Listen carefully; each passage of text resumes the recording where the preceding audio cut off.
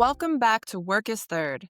In this bonus clip, Jen and I talk about yes days, saying no, and why our calendars are literally color coded for joy. It's a quick, lighthearted reminder that even small boundaries can make a big difference. Well, before we wrap up, there are four questions I ask every guest that I would love to pose to you and get your take on them if you're Okay, ready. You of ready? course. Okay, so the first question is, what is something that it is easy for you to say yes to? My kids. Yeah. Yeah, I mean, I will always say yes to my kids in the sense of I will always love them. I will always sit down and watch a movie. I will always read with them. I will always make sure that they are safe. It is so easy to say yes to that. I will add that with a caveat, though, that they do not get yes to everything of like wanting ice cream at 2 o'clock in the morning or not being able to go to school or something like that. But it's the deeper part of just being there with them, building those memories, making sure that they know that they are cared about and having that safety net and that structure to be able to continue to grow and experience life. That's really beautiful. And you remind me, while I was watching my brother's kids this weekend, one of the movies that they watched was Yes, I think it's called Yes Day. Yeah. Yeah, that's what you just made me think of.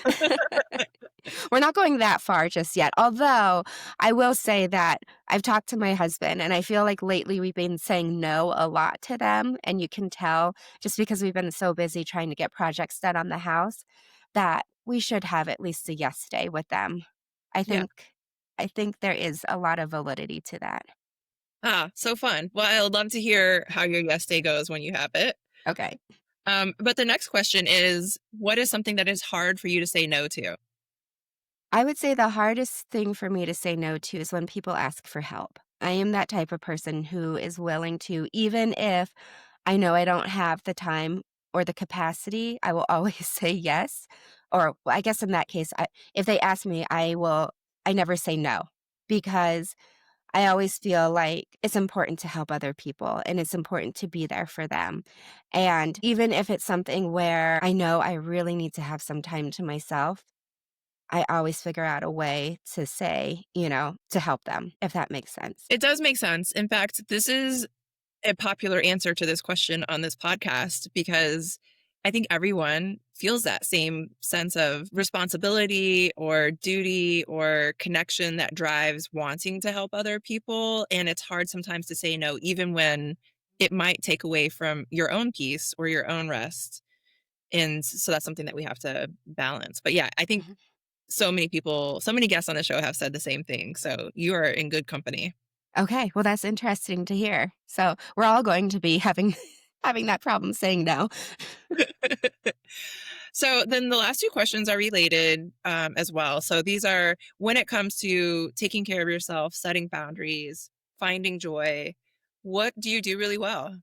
So it's been a learning process, especially after having kids. I know everything relates back to my kids because before I had kids, I was really good. My husband and I, we always went to the gym like every single day after work. That was our way to just get some stress relief out from the day and just be able to center ourselves. Now, finding a routine of being able to just work out for me, that's my joy. That's the way that it's still be able to just get rid of those stressful moments. What was the rest of that question? I apologize. Well, what do you do really well? And you said it was a work in Yeah. progress. Yeah. Yeah. So, I mean, it was really well. Like, that was working out, I did really well. And now it's a work in progress, but I think I've gotten better because, like we talked about earlier, I've intentionally added it into my calendar, made sure that I include it on a daily basis. And just the biggest thing, too, is just being very more well rounded in the type of workouts I do because I've always been that. Let's do hit workouts, heavy cardio weights, heavy weightlifting, but I haven't pulled into the yoga and the Pilates and the bar where you get more of the more focused of the smaller muscles, the lengthening, the stretching, and the relaxation or the meditation piece of it. And being able to just focus on longevity. I think that's the biggest thing right now for me It's not just being in shape, it's figuring out how do I continue to live a longer, more sustainable, healthier life so that not only can I be around hopefully maybe a few years longer for my kids, but trying to set a healthy example for them as well. Oh, yeah, I love that. And also can identify with this idea of finding balance in your workouts and making sure that you incorporate these different opportunities to work your body in different ways. That's such a good tip. I actually Yes. think you answered the second question, which is when you think about joy and self-care and boundaries, like where do you still struggle? But would workouts right now be your answer, or would you choose something else? That's a good one. Yeah, workouts. Yeah. Yeah. Listeners know that I color code my calendar, and so my workouts are this, like, pretty shade of blue, like, robin egg blue, and it's important to me to see that I have that blocked off, and this is my health time. This is my longevity time, if you will, right? And so those are really important, and I try to be very consistent about that, keeping those on there. Yeah.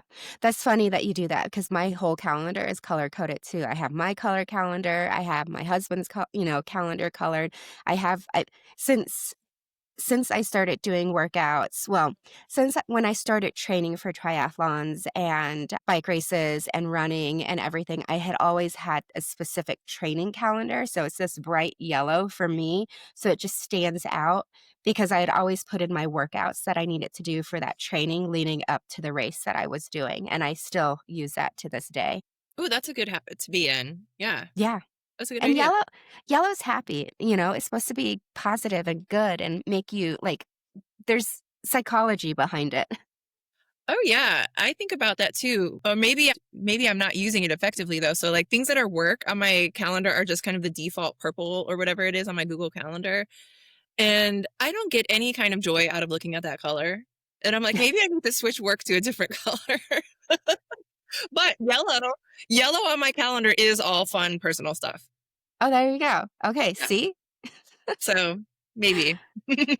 Thanks for tuning into this mini moment from Work is Third. If it made you smile, check out the full episode and then share it with someone who needs a little reminder to color code their joy too.